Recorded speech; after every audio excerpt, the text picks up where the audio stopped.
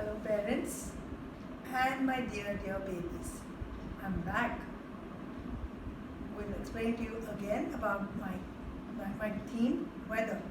But today's topic is windy day.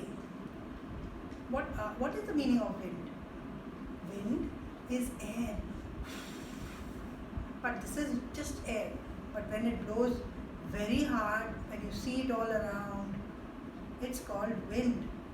But when it is very mild around us, when we're walking in the park and you feel the cool breeze, that's mild wind. There are various kinds of winds. Very strong winds associated with rains are called storms. When a storm takes place, sometimes trees fall down, sometimes there's a lot of water. Then there's another type of wind which is still faster, and these are called cyclones. Usually you see them in the water.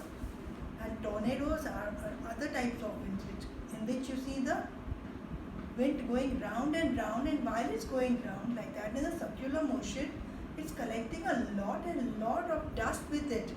So tornadoes are circular.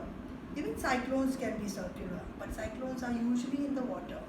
Today we're going to do an activity which looks like a tornado, but it's in a jar.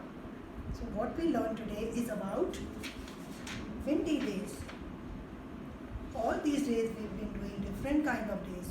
We did sunny day, and today is windy day. Later we'll do the rainy day, but today we are going to focus on windy day, where the trees go this way and sway and everything moves very fast if the wind is very strong. So there can be strong winds, there can be mild wind like breeze, there can be very strong winds like tornadoes and cyclones. Okay, so I'll say bye and then I'll go back to the activity which is really fun. Bye.